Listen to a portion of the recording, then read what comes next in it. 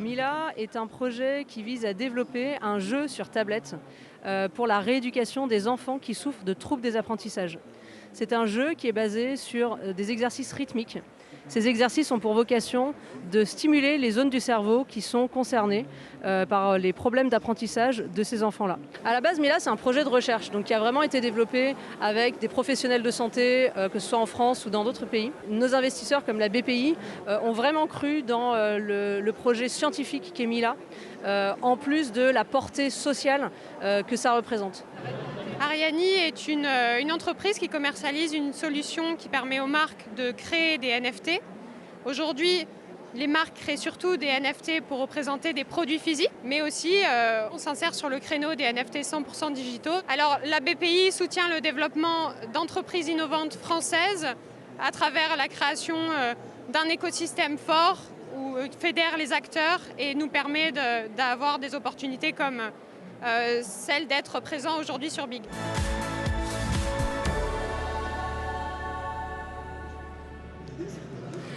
Alors Chara, quand on parle d'innovation dans le domaine de la santé, est-ce que les investisseurs sont réceptifs?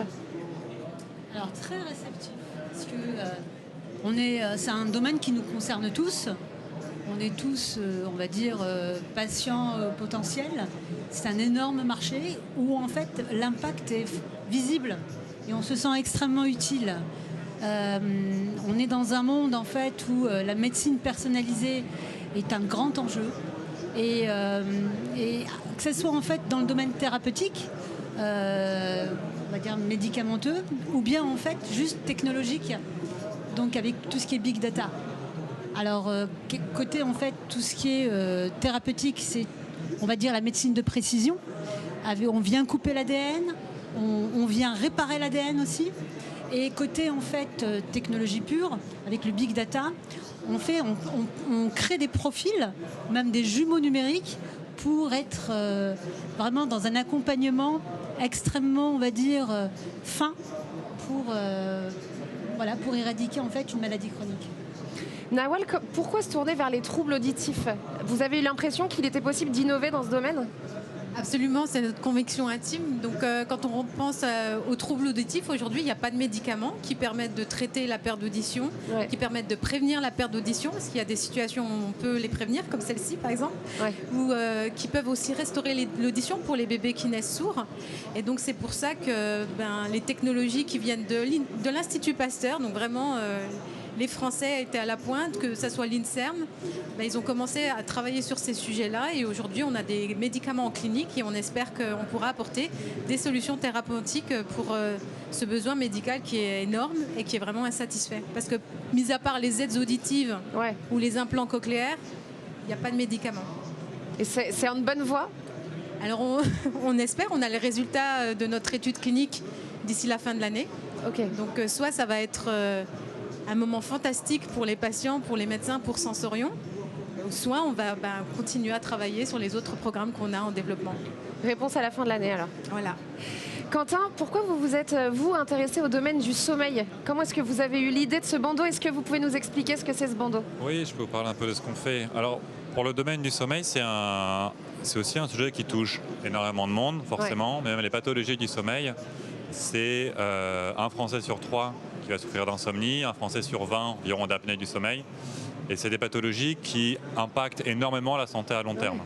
Le lien entre insomnie et maladie mentale est très fort, le lien entre apnée et maladie cardiovasculaire est très fort. Et donc on souhaite, encore une fois, mettre ensemble le monde de la médecine et de la technologie pour apporter des nouvelles solutions de diagnostic de ces patients et de traitement. Donc le bandeau qu'on développe, c'est une partie de notre solution. On est une clinique digitale de sommeil. Ça veut dire qu'on a en interne à la fois de la technologie, du personnel médical, donc on a des médecins en interne, et on va fournir un service de diagnostic et de traitement, comme ce que fait une clinique. On est d'ailleurs enregistré en Californie en tant que clinique, à des patients. Et on fait ça soit dans un contexte d'essai clinique, donc à ce moment-là, on va envoyer au domicile du patient qui doit être suivi dans un essai clinique notre bandeau pour mesurer son sommeil précisément, soit dans un contexte de soins. Et là, on va envoyer notre dispositif soit pour du diagnostic, soit pour du traitement de l'apnée ou de l'insomnie, pareil au domicile du patient. Donc c'est une tendance qui se développe et qui s'est beaucoup développée aussi avec le Covid, où on voit en fait aire thérapeutique par aire thérapeutique des cliniques entières qui réunissent des médecins avec de la technologie pour optimiser les process en interne pour redéfinir complètement le parcours de soins d'une pathologie. Il y a des gens qui ont fait ça dans le diabète, dans les troubles musculo-squelettiques, qui ont fait ça dans le sommeil. Et les résultats de votre bandeau, vous pouvez déjà faire un bilan? Oui, sur le bandeau, on a donc sur la partie mesure, notre bandeau sert à mesurer l'activité du cerveau, du cœur et de la respiration et peut remplacer une polysomnographie, qui est l'appareil de référence. On a publié dans Sleep, qui est le journal scientifique qui a le plus gros impact en sommeil, que notre bandeau était équivalent à une polysomnographie. Et aujourd'hui, à peu près un an après avoir commencé, on a plus de 350 laboratoires de recherche dans le monde qui utilisent notre bandeau, donc tous les grands noms, les Harvard, Stanford, MIT, UPenn, Polytechnique en France ou autres. Et je crois même que votre bandeau a pris de la hauteur, beaucoup de hauteur. Il est actuellement par là-bas à 400 km de nous. Tout à fait. On a 2 bandeaux dans la Station spatiale internationale pour mesurer le sommeil de Thomas Pesquet et de l'astronaute allemand. Et on en a aussi, pour la partie marrante de ce qu'on fait, on en a 4 en Antarctique, dans une base pour mesurer le sommeil dans des conditions extrêmes. Et en fait, ça illustre assez bien notre capacité à déporter un laboratoire de sommeil absolument n'importe où. Et donc on fait ça dans l'espace, on fait ça partout, on fait ça en Antarctique, on fait surtout ça au domicile du patient. Charade, en tant que directrice du fonds patient autonome chez BPI France, c'est quoi la checklist pour être financée par BPI France pour ce genre de projet?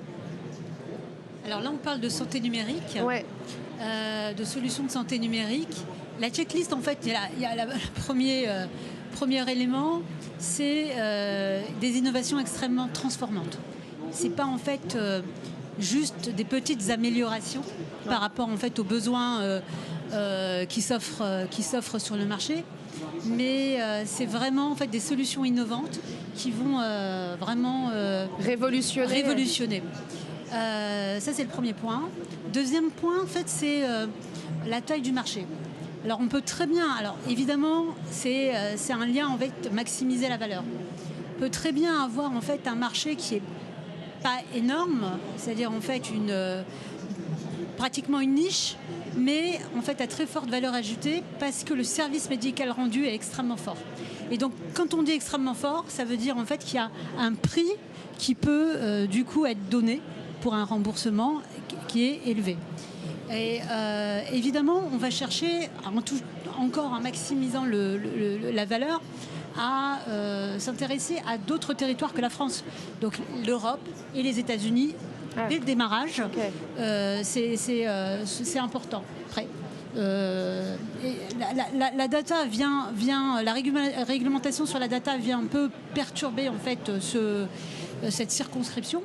Mais en général, en fait, on vise dès le démarrage l'Europe et les États-Unis.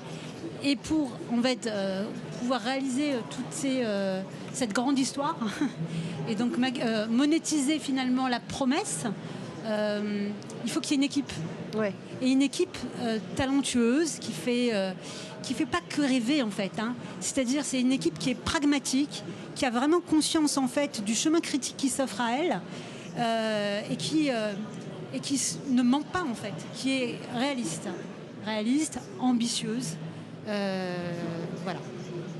Vous vous connaissez avec Nawal puisque depuis quelques temps vous accompagnez Sensorion avec BPI France. Qu'est-ce qui vous a convaincu dans le projet et la vision de Nawal? Alors typiquement en fait Sensorion. Alors Nawal n'était pas au début de l'histoire de Sensorion et en fait Sensorion a été transformé vraiment par l'arrivée de Nawal.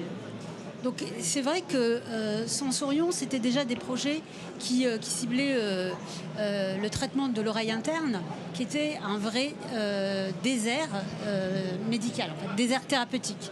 Il n'y avait rien du tout sur ce type de sujet. Et la proposition en fait, de Sensorion était vraiment transformante. Le marché était monstrueux puisqu'il n'y avait absolument rien.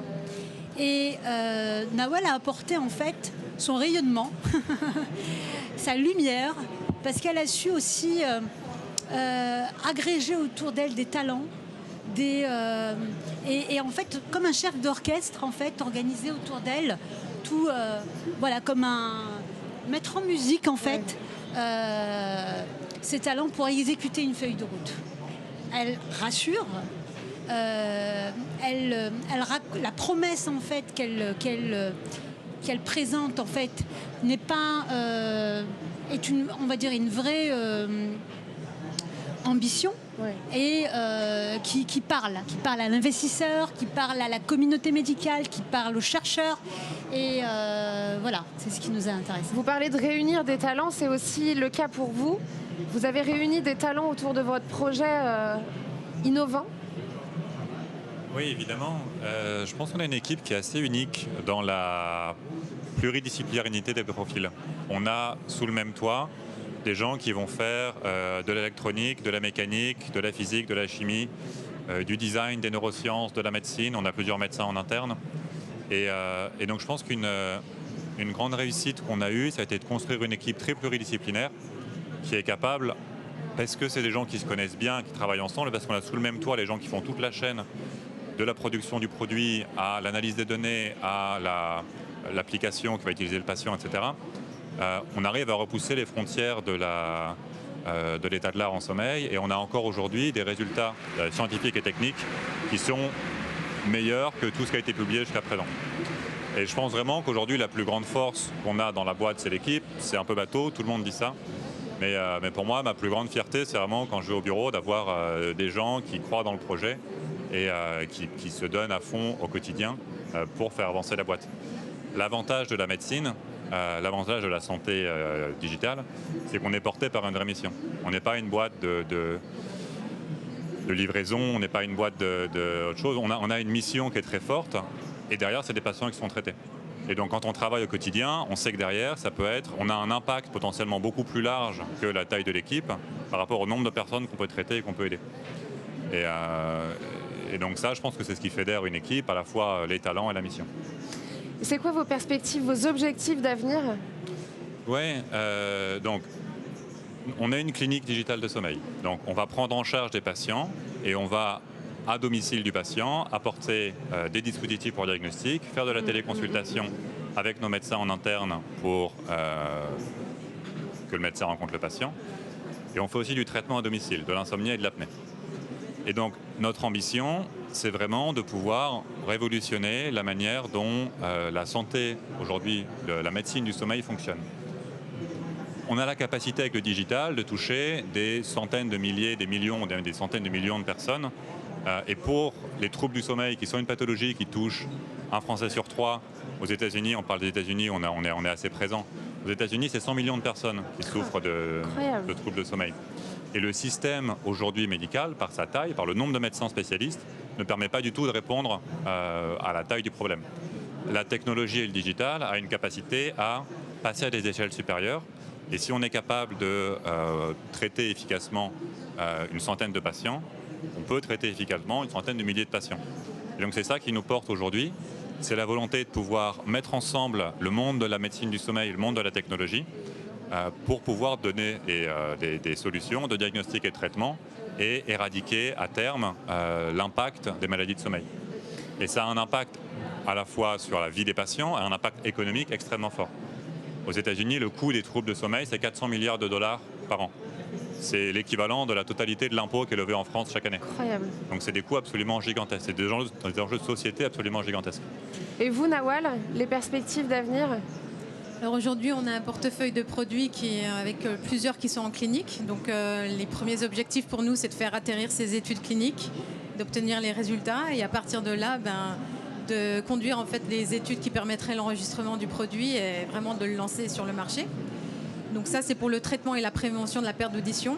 Et on a aussi un portefeuille de thérapie génique. Donc là, c'est pour pouvoir en fait restaurer l'audition chez les enfants qui naissent sourds. Et là, notre première étude clinique, en fait, elle démarre début 2023. Et là, ce qu'on a vraiment envie de faire, c'est une belle histoire française parce que la science, elle vient de l'Institut Pasteur. Les chirurgiens pour lesquels on souhaite en fait faire la première chirurgie, c'est les Necker. Et que ça soit Sensorion, une petite biotech française qui en fait fait le développement. Donc ça serait une belle histoire. Donc rendez-vous peut-être dans combien de temps? Simplement 18 mois? Oui. Pour la première intervention chirurgicale, je touche du bois, chez un enfant qui est né sourd, pour pouvoir restaurer l'audition, pour que cet enfant puisse acquérir le langage, aller à l'école, apprendre à lire, à écrire, sans implant cochléaire, sans aides auditives. Donc mais c'est ça de la révolution, là. On espère. Ce serait incroyable. Ce qui est absolument génial, c'est de voir ces projets innovants et français porté par une jeune génération, ça donne quand même foi, ça donne envie aux entrepreneurs qui nous regardent de se lancer et d'agir dans l'innovation au niveau français. Vous, dans les entrepreneurs que vous rencontrez, est-ce qu'il y a des projets d'avenir comme ça qui sont très prometteurs? Il y en a beaucoup. Ouais. Heureusement. Non, mais la France a un vrai vivier en fait médical, vivier aussi scientifique et un vivier ingénieur. Et donc du coup, il y a aujourd'hui en fait, on est capable d'innover avec une multidisciplinarité, même en termes de rapprochement d'innovations diverses. Je pense à la médecine, à l'impression 3D, même à l'intelligence artificielle, à rapprocher en fait la robotique. Il y a des tas de choses en fait, le jumeau numérique. Bref, donc c'est très riche. C'est extrêmement riche. Extrêmement riche. En tout cas, je vais suivre tout ça de très près. Je trouve que c'est bien de aussi avoir ces plateaux pour mettre en lumière ce genre de projet innovant pour la santé. Ça nous parle à tous, hein, le sommeil, comme vous disiez. Je suis très étonnée de savoir que c'est une personne sur 3 qui a des problèmes de sommeil. Ça veut dire qu'il y a quand même quelque chose qui ne va pas et un nombre de gens à aider quand même assez conséquent. Et l'audition, on ne s'en rend pas compte dans la vie quand on entend bien, mais je crois que c'est que dès qu'on entend, on commence à mal entendre, notamment pour les personnes âgées qui découvrent qu'ils entendent mal. C'est pas juste les personnes âgées. En fait, ce qu'on est en train de se rendre compte, c'est que les ados en fait, d'aujourd'hui, si vous comparez leur audition par rapport il y a 20 ans, ils ont une perte d'audition significative. Et en fait, la crainte, c'est qu'ils vont devenir sourds à l'âge de 40 ans. En fait. Et c'est on est très content que vous travaillez sur la question. Voilà. Merci beaucoup à tous les 3 d'être venus avec nous. Merci beaucoup. Merci. Et nous, on continue avec la conquête du futur. Rien que ça.